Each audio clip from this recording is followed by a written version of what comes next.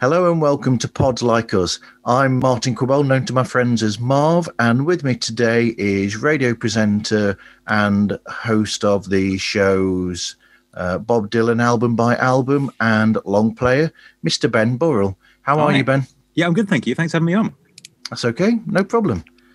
So, radio presenting, how did you get most people's dream job by being a radio presenter then? Is it most people's dream job? It was certainly my dream job for a long time. I went to university, not particularly to get a degree. And in my first week, I came across the student radio station there. And actually, before I went, I sort of had a little interest in it because I found out there was a student radio station there. And I joined that. And I won a competition in my final year at university. So after 3 years of doing like student radio, and as I won that competition, I was walking home and I suddenly thought, maybe I could do this as a career. And I just sort of pursued it and started out at the very bottom on a radio station that had about 6 listeners. And now I'm on the station that I used to listen to when I was younger, and a station that I love called Absolute Radio, which is lots of fun. It's a great place to work.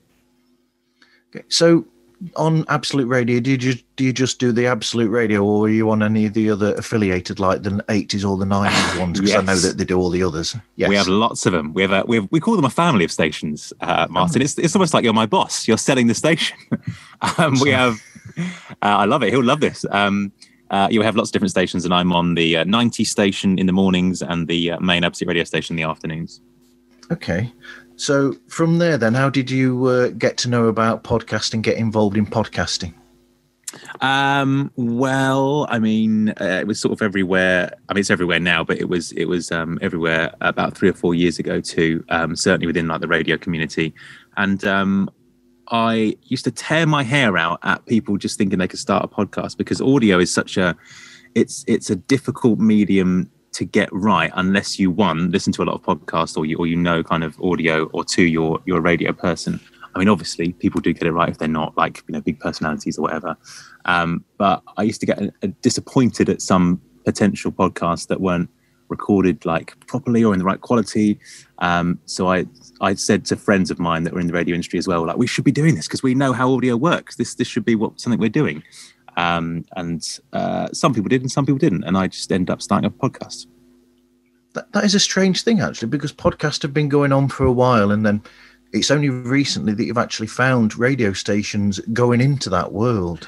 Don't get me started. When we had this discussion years ago, and it's disappointing that it's taken radio so long to get into podcasting, because it's, as I said, it's the kind of perfect medium. If you work in radio and you have worked in radio for a long time, then you know audio and you know how it works. Because you've done it so much, you know what works and what doesn't work, and what fails and what kind of makes the audio good. So it's quite frustrating that radio took a long time to get involved, but it now seems that it's like a gold rush era. I think people might have missed the boat, but who knows? But thankfully, in this current era, there's some really good podcasts out there, which is great to see, because audio is an amazing medium. It's my favourite medium. I think it's an undervalued medium at times. I've got to agree with you on that. I used to work in a recording studio, so there you go. I bet you got some stories. No, not really famous people go into them. So it's just a small-ish recording studio that they had in a youth club in Mansfield back in the day. Oh, very nice. So it was part of the Nottinghamshire Youth Arts Council-led movement that they've got there. So, I see, right. I think audio, I don't know, I think for me, and I know other people feel this as well, but it's such a personal medium. I mean, especially as a presenter on radio, you're taught to kind of talk to one person, whereas TV is kind of like a broad medium of kind of, we're putting on a show for you. Whereas radio and audio, especially podcasts, it feels certainly much more intimate, and like you're talking directly to one other person. And I love that medium for it, and that's kind of another reason why I started a podcast, because you can be even more intimate on a podcast than you can on a radio station. Yeah, I've always thought radio is a nice thing. It's almost like you're doing other things, but it's like the radio presenter is the person that's there as your company while you're doing other things, and Yeah, and the texts and tweets we get as a presenter is, they're from kind of people that consider you friends, which is, the biggest compliment you can get, really. I'm not sure you would get quite the same thing if you were kind of a low-level TV presenter. Maybe you would, I don't know, but it certainly doesn't feel that way. Yeah, that's true. So anyway, let's go to the podcast itself. How did the idea of the podcast about Bob Dylan come into being? Well, I guess it's a slightly completist nature. I love to look at people's entire kind of bodies of work. I always really like to get like a favorite director or a favorite singer and see their kind of body of work as a whole. So I've always been obsessed with kind of like people's discography or their filmography or whatever. And obviously I'm a big fan of Bob Dylan. He's my kind of favorite songwriter ever. And there was various books that were out of, kind of doing each album in turn or each song in turn. And I just thought that would work perfectly as a podcast. It's kind of, there's something about it because it's not always looking at just the famous songs or the famous albums. There is kind of like scope with it. You can look at why albums didn't work and periods of his, especially Dylan's career, where things were not quite as good as maybe they could have been. So yeah, I was literally in the shower one day when I suddenly twigged, in a classic shower thought, I suddenly thought that would work as a podcast. Because this is quite sad, Martin. I used to spend hours when I was like cleaning my teeth or in the shower every single day, just thinking about my favorite Bob Dylan albums and why some were better than others, in my opinion. So I suddenly thought it's time to make that into a podcast. I don't think that's sad at all. I think I thought everybody did that about artists that they like. Oh, good. That's good to hear. Really? I know I've certainly thought that about, different Beatles and Queen albums and Bob Dylan as well. I mean, I guess that's essentially what it is. It's me taking that internal monologue, thinking too much about music and just putting it to a podcast. Okay. But so the things that you were reading, then you were looking at the albums in chronological order. So, but you look at the albums in a more random, less linear fashion. Yeah, I mean, I start the first episode I put out was on an album called Oh Mercy, which and the reason why I did that is because I felt people that didn't really know Dylan would love that album, even though it doesn't often crop up on those kind of best Bob Dylan album lists towards the top. So I started with that just purely because I wanted to do an episode on it and I wanted to test it out. And also the reason why I didn't do it chronologically is because I just felt like by the time you get to the late 80s, early 90s, there's going to be like 6 episodes in a row where everyone's like, God, this is awful. It's just never ending awfulness. So I thought, and also you don't want to waste all the 60s albums in one go. So I thought for the longevity of the podcast, I probably shouldn't do it chronologically. That's true. But like you said, I mean, in with that, you'd have albums where the absolute stone cold classics, and then you'll go to something that's not. You go from one extreme to the other because the thing about Bob is that he never stays in one place for a long time. He always likes to keep moving, even though people have this thing of him being a specific type of artist. Yeah, I think, and that's the other thing as well. I think I really wanted to show his career, and I thought it's quite interesting to see one particular album compared to another. Like, for example, a lot of albums share themes, and a lot of albums are completely different. And I thought doing episodes side by side like that would show that comparison and really kind of bring it out. And it's fascinating to see kind of an album like like Highway 61 Revisited, say, compared to like Empire Burlesque. That it's strange that the same person would have produced those 2 albums, and on one album he's kind of making this incredible music and this kind of era-defining music, and on the other he just sounds bored and he's just completely got no he's not invested in it whatsoever. So I thought, but doing it that way, kind of non-chronologically, it's quite interesting to see that comparison. I hope anyway.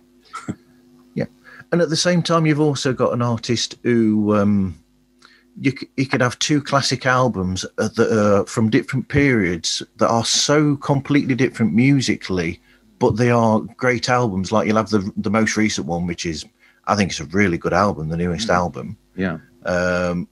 but that's so different to things like the times they are changing back in the 60s. So it's almost like the different people in a way. Yeah, definitely. And I think it's frustrating sometimes because I think, as you kind of alluded to earlier, is people feel like Bob Dylan's just that kind of scrawny kid that's a singer-songwriter with a guitar writing folk songs. But I don't think he's not really written folk songs for decades. I mean, we're getting into sort of classing of genres, and maybe that's not true, but he hasn't kind of had that acoustic guitar and just himself on stage for so long now, and people still have that image of him. And of course, that's his kind of caricature identity, I guess. But he really has kind of had all these different eras in his career and all these different sounds that people just don't really realize if you're not a Bob Dylan fan. And people talk about David Bowie kind of transforming his sound and playing these characters. And Dylan, I don't think, did it quite as specifically as that. But he certainly is one of the artists that really did change from album to album and era to era. And people just don't think about it. I mean, in the 80s, there was kind of reggae overtones in his music. In the 90s, there was the incredible kind of Daniel Lanois sound at the back of the 80s as well. And now on that latest album, Rough and Rowdy Ways, I just think it's a completely different sound again. And as you say, I think it's a classic record, the latest one. And I don't think people have made enough of the fact that he can have a song like Murder Most Foul, which is just an incredible sounding song and sounds nothing like he's done before. But they don't really mention it because it's Bob Dylan and it's not someone like David Bowie. That's true. Yes. So what research and resources do you use for your program? Oh, I mean, that's the bit I find quite frustrating sometimes, because there's a wealth of material online. I mean, I will just literally start and Google the album because that's, I always think, a good way to start. Wikipedia as well. I mean, I think you need to have the kind of facts down, the sort of when was it recorded, how long did it take to record, all that. And I sort of go from there. It's because there's such a wealth of material, it's quite difficult to get your own ideas clear in your mind. Otherwise, you do get persuaded quite easily by people's opinions. And I think that often leads to a bit of a muddied kind of explanation of the album. So whilst there's a lot of kind of base research, I also try and sit down and work out what I feel about the album just by listening to it. And it's quite interesting, actually, because I think a lot of his albums do have a theme to them. They have a feeling to them. And whether or not that's a conscious decision, I don't know. But an album like Shadows in the Night, for example, which is a covers record of like American standards, that, despite the fact it is a covers album, has such a strong identity. It's such a kind of late night crooners album.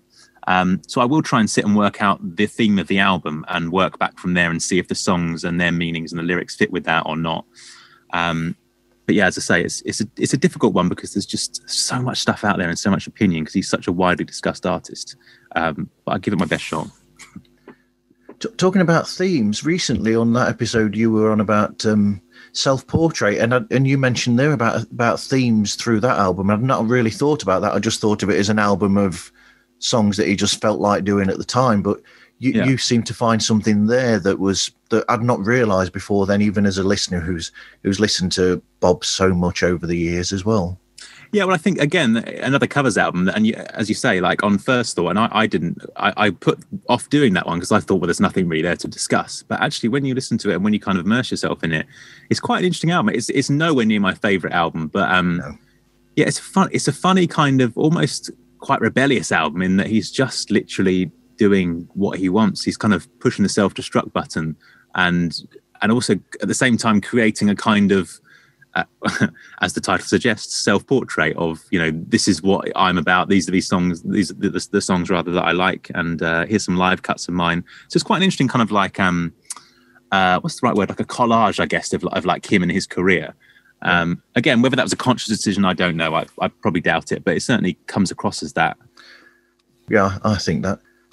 And all the episodes that you do, we'll go back to this as well, where when you've done all the research and the resources that you've used, there's something really good about your show where you keep it compact, so it's not a very long show and drawn out like some shows could be, or it could be, but at the same time it's got all the information that's needed. So how do you structure the episodes to be able to be that length while getting everything in there that you need to?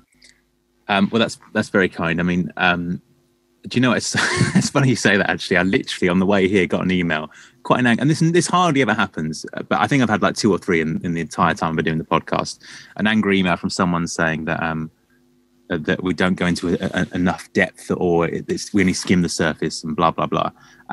But my kind of reply to that is that I think when I first started out the podcast, I made a real decision that it was going to be a podcast of people like me, people who liked Dylan, but maybe didn't know a lot about him really, liked the albums, had some favorites, didn't know some of the albums, wasn't like a complete and utter Dylan fanatic. I mean, I love him, but I didn't know every single thing about him, and I still don't know to this day. No. But I thought a podcast for those people would be best. People that are interested in Dylan and want to find out more, not a podcast for people that know most of it and want to kind of analyze every single lyric. So yeah, I decided that the episodes were going to be sort of half an hour, and under that, hopefully sort of 20 minutes, half an hour, a kind of overall general view of the albums rather than specific songs. And again, going back to what I said before, like the themes of the albums and what the kind of point of that album was and why it didn't work or why it did work. Recently, the albums have got a little bit. The episodes got a little bit longer, including the Rough and Rowdy Ways episode was almost an hour long. But again, I think keeping it under an hour is sort of okay these days. And that album particularly had a lot to discuss because obviously it's a new release and it's his first release for a long time. Yeah. But yeah, I try, and it's quite a difficult balancing act. You try and kind of incorporate everything that you need to with the album without going into unbelievably boring minutiae detail, because I think that will put some more casual fans off. And also, you end up going into the weeds a little bit. I think if you analyze every single lyric, then it's a thankless task, because you're never going to get anywhere, because that's not how art works. It's not always in the specifics. It's sometimes just in the kind of general feel. Well, I think so anyway. So do I. I think there's a tendency, or there's a possibility of over analyzing a subject, and really, even with all types of art, you've got to have that little bit of magic that you're not quite sure about. So you don't want to overanalyze it and make the art sort of anodyne. Yeah, I completely agree. And it's funny actually, because there's a couple of albums I've done on the podcast where I can't really listen to them much now, because I feel like they become a bit mechanical in my head and I know too much about them. Thankfully, that doesn't happen for the majority of the albums. But I agree. I think if you overanalyze something, you kind of lose that magic.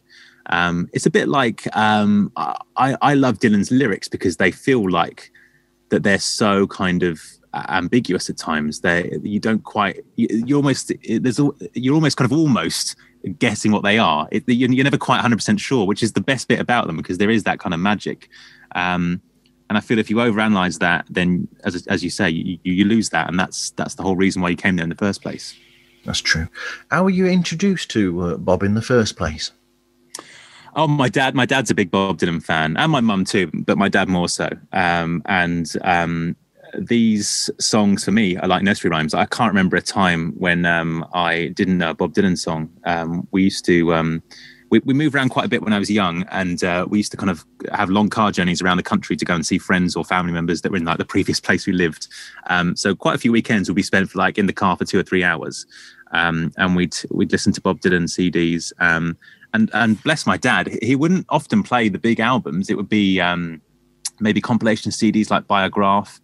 So I get introduced to songs like Blind Willie McTell and Changing of the Guards and Up to Me and songs like that aren't necessarily Dylan's biggest, but yeah, they were great. It's a great kind of education. And by the time it came to my teenage years, I was living at home and I walked downstairs one day and my dad was watching, I think he was watching Don't Look Back. I'm sure it was Don't Look Back. And I saw Dylan on TV, and obviously I knew the songs, but I wasn't particularly interested in him at that point. And I saw him on TV at one of those press conferences that he did in England on that tour. And I thought he was so funny, and he was the smartest person by far in the room. And he was kind of being quite obnoxious and quite sarcastic, which I loved.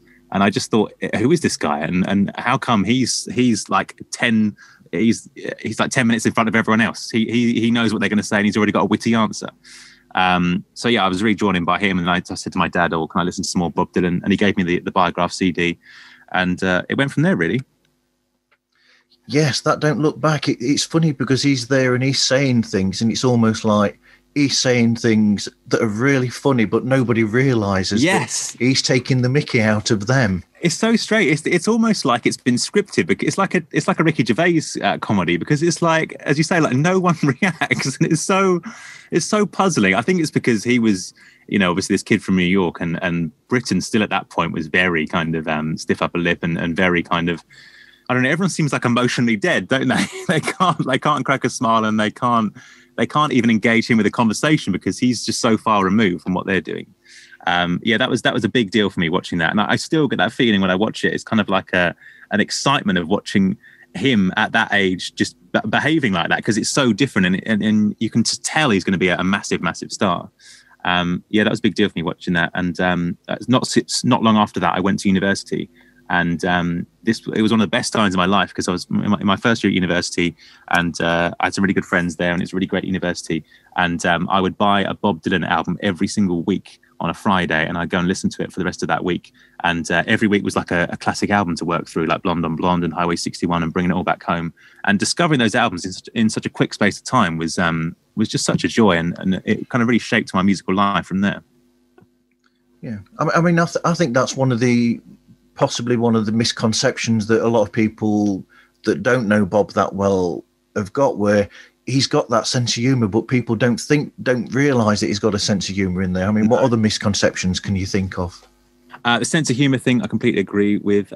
Even the Theme Time Radio Hour, he does a radio show, and he's brought it back recently, and it's just chock full of jokes. It's just, I like that. I like that show. I mean, there's lots of dad jokes, but we can forgive him. I mean, he's getting on a bit now, isn't he? Yes. Other misconceptions, I think my least favorite one is Bob Dylan can't sing, which is just because he's not got this Mariah Carey type voice. No disrespect to Mariah Carey, she's obviously a great singer, but that's not what he's about. He can carry a tune, definitely, and he can carry a note.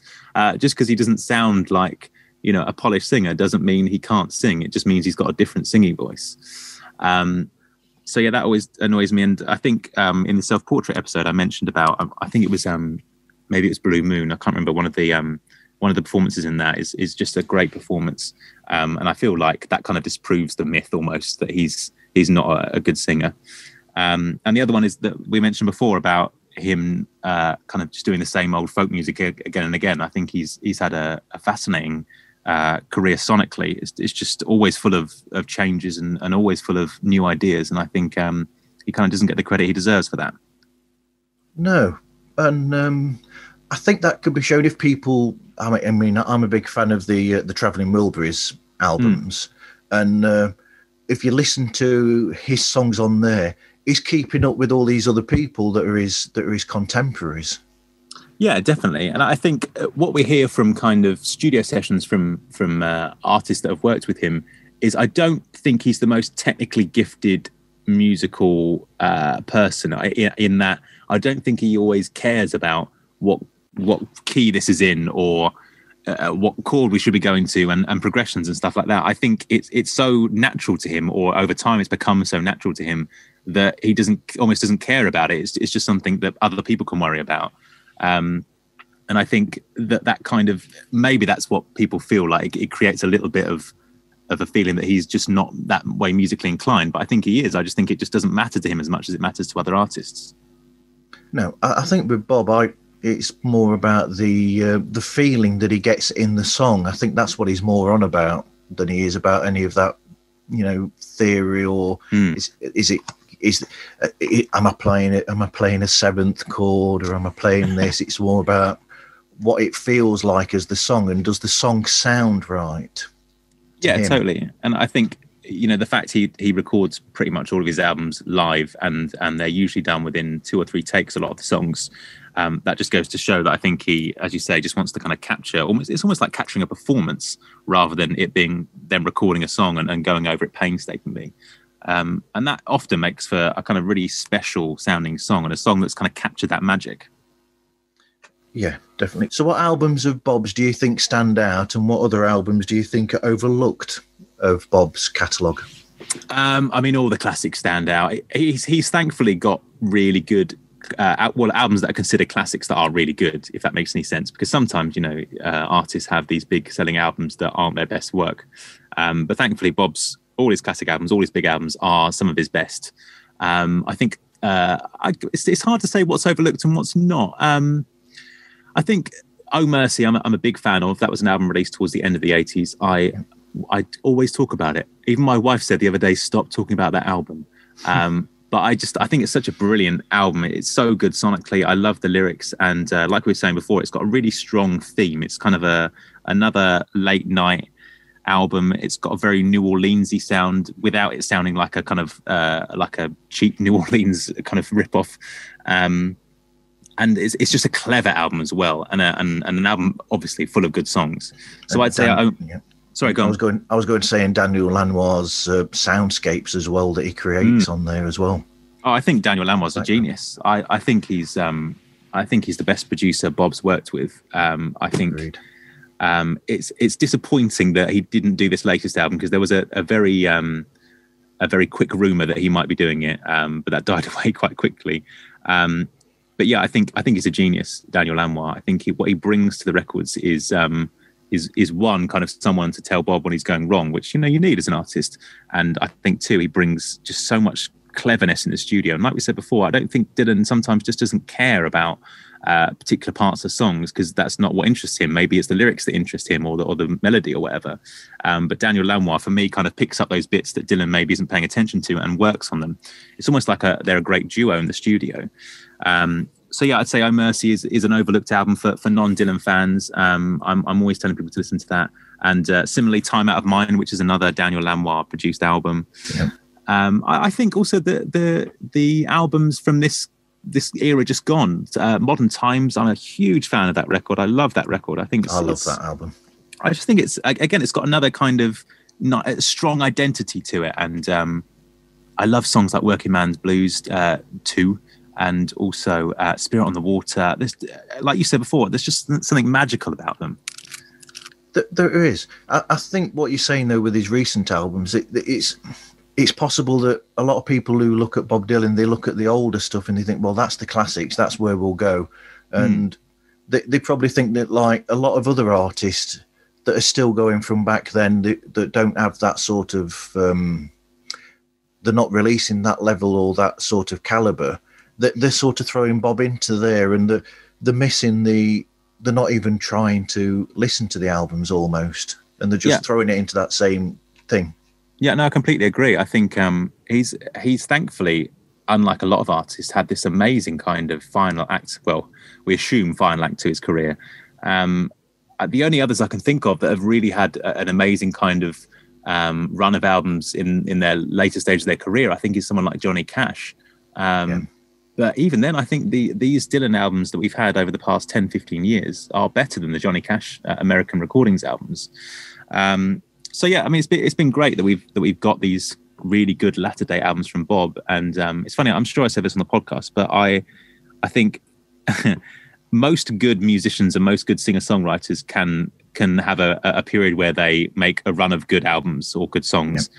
Whereas I think the true greats are ones that come back and have big comebacks. And Dylan's career is littered with big comebacks, from, Oh Mercy in the late 80s to the late 90s with Time Out of Mind to this year with Rough and Rowdy Ways. I just think like it's the old saying, isn't it? Form is temporary and whatever it is, quality is permanent. That's not the right phrase, but you know what I mean? There's if you're good, then you always have it in you. Just sometimes form lets you down.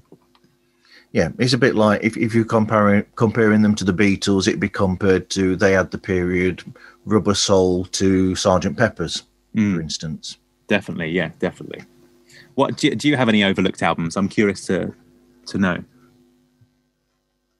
I agree with you about both of the Daniel Lanois, because I don't think that they're talked about as much as they need to be, or I'm guessing listened to by people as much as they need to be, because a lot of people, they look at the classic, they'll go, oh, you've got Blood on the Tracks, Highway 61, Blonde on Blonde, Times the Hour Changing, Freewheeling, but everything else seems to be not placed in that sort of area. No, yeah, I know it's funny. I think there's better songs on an album like The Times They Are Changing, say, compared to Oh Mercy. I mean, I don't think Oh Mercy has that quality of songs, but I listen to Oh Mercy much, much more because I think it's for me a more interesting album to listen to. So I don't know, does that make it a better album? I don't know, probably not. But yeah, it's interesting. But as you say, like it's almost a shame those albums don't get credit. Having said that, I mean, Time Out of Mind won a Grammy, so. But as you say, I think outside of Dylan's fan base, they're almost people don't know they exist. That's true. You find that with all artists, you know, even going into the jazz genre, you'd have people listening to, say, Miles Davis. They'll say, well, we'll do Kind of Blue,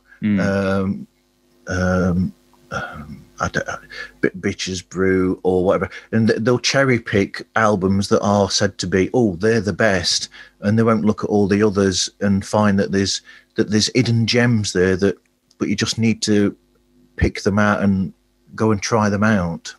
Yeah, but do you know, it's quite nice that Bob has that in his career. As I say, it's as I mentioned earlier, it's kind of, it would be a shame if his big albums weren't that great, but thankfully they are. But also at the same time, we have these kind of gems that almost feel like that they're just for us fans, especially Oh Mercy, because even that's overlooked sometimes with his fan base. So I quite like that in a way, that he has got those albums that maybe people don't know as much about because they almost feel a bit more special. I think that as well. So you've also got another podcast that you do that's Long Player, yeah? Yes. About just albums in general. Is that something you came up with as a rest from the between doing Bob shows? Yes, well, I'm obsessed with Bob Dylan, but I like lots of other music. And there was 2 episodes I wanted to do. One was on London Calling because I find that such a fascinating album. You know, it just did so much. I mean, the Clash basically wanted to destroy rock and roll, and they ended up reinventing it. And I found the whole process of that album fascinating. And I am a big Oasis fan. I mean, I grew up in the 90s in England. It was almost the law. You had to do it. So I became fascinated with another album of theirs called Standing on the Shoulders of Giants, or Standing on the Shoulder of Giant, actually, I should say. It's a misspelling. And that album, again, was fascinating to me because Oasis had, they were the biggest band in the world in many ways when they went to the studio. They'd had sort of one dud album or one misfire album, and they went to the studio to make this record called Standing on the Shoulder of Giants. And they went in with a big pop producer, and some of the songs from it are some of their best work, I think, but others are some of their worst by far. And again, that interested me because it was almost like they could have created this amazing record and all the ingredients was there, but it didn't quite work out. And instead of, it was basically the sound of a band trying to move forward, but at the same time being too worried to and kind of going back to their roots at the same time. So I found that interesting, and I wanted to do an episode on that. And because I had those 2 albums, and I thought I might as well do a whole series based around those 2 records. So how did you decide on the other albums that you would do? Again, it was just albums that, 1, I liked, and 2, that I felt had a story, like the Led Zeppelin record. The band was sort of a little bit down on their luck when they went to make that album, and then obviously it changed them into one of the biggest bands ever. Joni Mitchell's Blue I found fascinating. I mean, I love that record. I think she's incredible. But it was a bit like Bob, actually, that the stories in those songs were so interesting, and there's kind of strange theme running through it about going to Crete and meeting this man there. That I felt like this is an album that kind of needs to be taken apart, and I just personally wanted to find out more. So yeah, I decided to ramble on about it for 40 odd minutes. Well, it's deserving of rambling on, but then she is the perfect. She's a really good storyteller in her songs, Joni.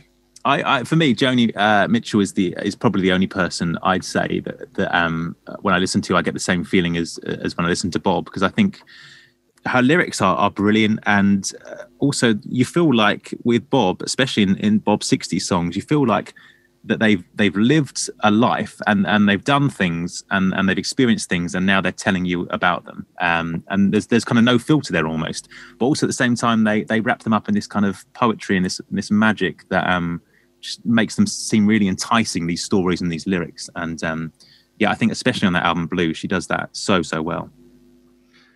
And also, like Bob, she's not stuck to one sound either. All her albums have a different sonic well, they have a different sound to them. Yeah, definitely. I think some slightly weirder, kind of more experimental jazz sounding albums I think are really great. And even the covers album she released, was it the 90s, maybe the early noughties, Both Sides Now. It was like a very straightforward kind of middle of the road jazz album. It's kind of a little bit sentimental at times, but I think it's such a good kind of like pop record. I always listen to that album in sort of winter time in December, because I just think it's a really poppy. It's not trying to be cool. It's not trying to be edgy. It's just a really good kind of straightforward poppy jazz album of her just doing these songs. And yeah, I think she's incredibly talented. It's and she's kind of overlooked at times, I guess. I think so, for definite. But unlike Bob, she seems to not mind the trying to work with the sound and trying to get the. She seems to work longer on the recordings than. I don't know what I'm trying to say here. No, I know what you mean. Yeah, I think she seems to be more. I could never imagine her going into a studio like Bob and just saying, "Let's play these songs. We're in the live room. Let's record and run through." I don't think she'd ever do that. I think she's much more, maybe technical is the right word. I don't know. She seems much more kind of, as you say, like more of a producer than maybe Bob is. Yeah, she seems to be somebody who will quite happily go into a room with the musicians and spend time with them to hone the songs, as opposed to Bob, who I've even heard it said before that Bob likes to just go there and see what happens. Yeah, which creates, I think, some really interesting songs, and also some maybe not so good songs. But I think that's also the reason why we have this amazing bootleg series that we have from Bob. It's just because he records kind of everything on the fly. There's so much material knocking around, which is quite unique. And there's not, especially these days, there's not a lot of artists that are doing that. It's very much we'll rehearse and rehearse and rehearse, then get in the studio and record what we've rehearsed. And I think that sometimes lacks a little bit of magic and spontaneity, which you definitely get on Bob's records. Absolutely. I mean, the spontaneity, if it wasn't for that, you wouldn't have that beautiful organ on like a Rolling Stone, where it was just like, oh, just play anything. And then he played that organ that's slightly not right. Yeah. But it's perfect for that song, and that's the hook. Yeah, I mean, that's one of the kind of best moments in the history of rock. And as you say, that would have just never have happened if he wasn't like that in the studio.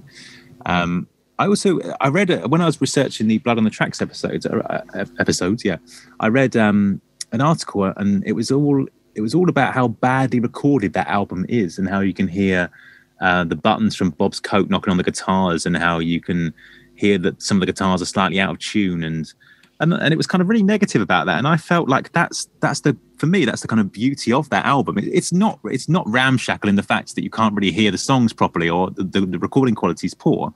But that live sound adds to those songs, because, like I said before, it's almost like Bob's recounting stories, or this narrator's recounting stories, and that live feeling gives it a feeling of that they are just talking to you, and you are maybe just sat down hearing their stories, rather than it being like a corporate, sanitized, we've recorded this song sort of affair. Yeah. So, did you ever think of doing any other subjects on podcasting when you were coming up with these different shows? As in artists? Yes. Yeah. I mean, it's tough to pick someone who is worthy is not the right word, but who has the right kind of back catalogue. I don't think you could do a series on Oasis, say, because their sounds stay pretty much the same. And I don't think you could do a series on lots of artists. Maybe you could do a series on Joni Mitchell, and obviously particularly David Bowie, I think would really benefit from a series like this on him. But definitely.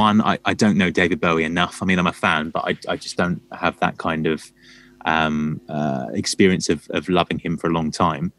So I almost don't feel qualified to do that.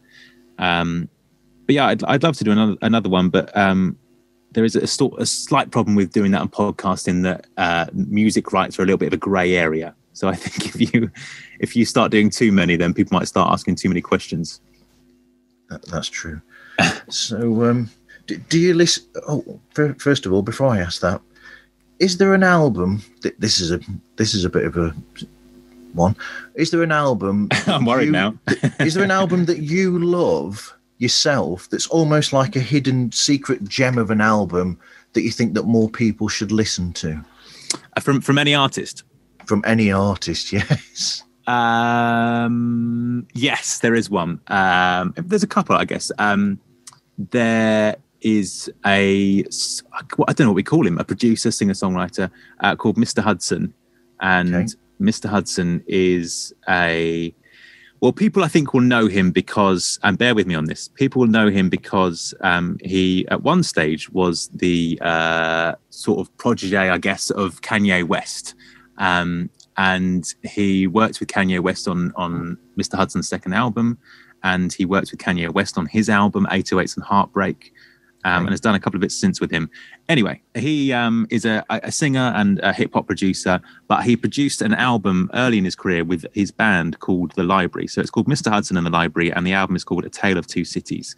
And it's just the most amazing kind of album, again, full of stories. It's an indie rock album, I guess, but it has like hip hop production on it, but kind of indie hip hop production. A lot of jazz influences on there. He covers On the Streets Where You Live as well. That's the opening track. And there's a little bit of dance on there. It's just a really clever record. It doesn't sound like Oh Mercy, but I love it for the same reasons. It's a clever, interesting record, and it surprises you, and it does things that you don't see coming, especially from at the time, he was like a 20-year-old English white kid in an indie rock band, and all of a sudden he's kind of having these hip hop beats that pop up in like kind of light ways on these indie rock songs. So I love that album. I think it's just such an incredible record. I'd advise anyone to listen to it. Not everyone will like it. I know that, and that's why it didn't become a big record. But personally speaking, I think it's just such an incredible record. I think he's super talented. That's interesting, because it's almost like a modern. A bit like when you were mentioning London Calling by The Clash, where you've got artists that you expect to be one way and then they'll put something in from a different genre entirely, because you had The Clash there using samples, and you'd have like reggae rhythms in the background of a song, even though they're known as a punk band. So it's the same thing where you've got an hip-hop artist that's using other styles of music and fusing them all together. Yeah, totally. And again, that's it's like a bit like Oh Mercy. It doesn't sound like London Calling, but I completely agree with you. I think that's why I like it, because it's unexpected, and it's not just your kind of run of the mill indie rock album. And I think a little bit of cleverness on albums like that goes a long, long way.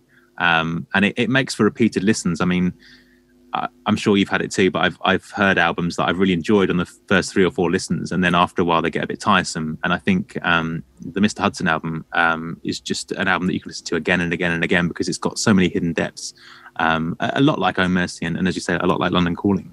Yeah, right. We better start winding up again, because you've got a show soon. Right. So, any other podcasts that you listen to personally?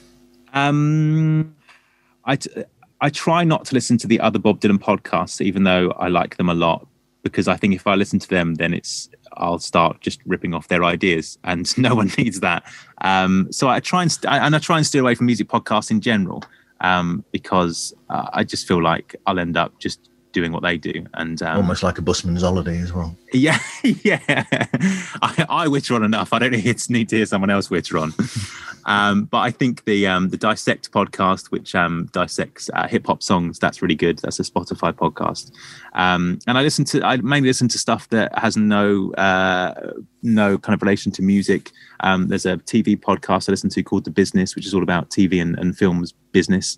And also there's a brilliant set of documentaries. I think podcast documentaries are quite underrated. There was one on the Clash. Forgive me, I can't remember the name. I think it's called something like Stay Free, The Story of the Clash, something like that.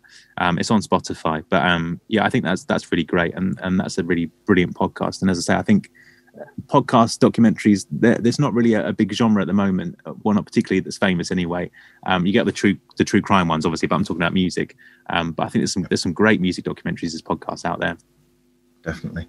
So have you got any advice for anybody starting out in podcasting for the first time?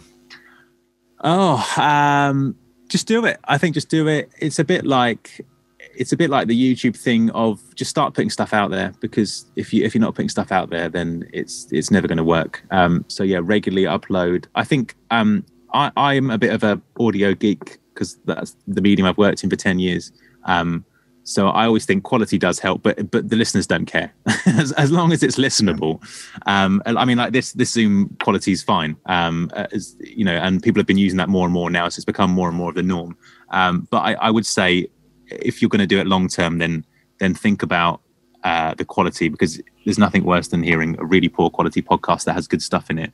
You know, if it's a dodgy phone line or whatever, that's always quite frustrating. And also, this is such a boring piece of advice, but it's so true. Because the market's so clogged up now, you kind of have to. There kind of has to be a thing that makes you stand out. And you know, I'm not saying my podcast is better than anyone else's or anything like that, because believe me, I know it's not. But the point of difference for me is that it's just me kind of delivering. I call them audio essays, whereas a lot of the podcasts around music are just two people in a room. Which, when you get it right, is brilliant, and that's the best kind of form for it, because it is two people discussing music, and it's interesting to hear people's opinions. But when you get it wrong, it's quite frustrating, because you just get so much kind of rubbish and so much kind of waffle. So I decided to do it on my own as like kind of a scripted thing. So my advice would be, if you are going to do something, then maybe try and work out how you can do it new or differently. I know it's a boring piece of advice, but because there's so many podcasts out there, that's the kind of only way you're going to stand out. Yeah, that's true. Anyway, thank you, Ben, for taking part. Thank you. It's been a joy. Thank you for letting me witter on incessantly about Bob Dylan. I don't do it enough. I've loved talking about Bob Dylan with you. Oh, anytime, mate. Thank you so much. Thank you very much. Thank you. And thank you, the listeners, for listening. I'll get used to it eventually. Thank you very much. Take care, and see you on the next episode of Pods Like Us. That was great. Thank you.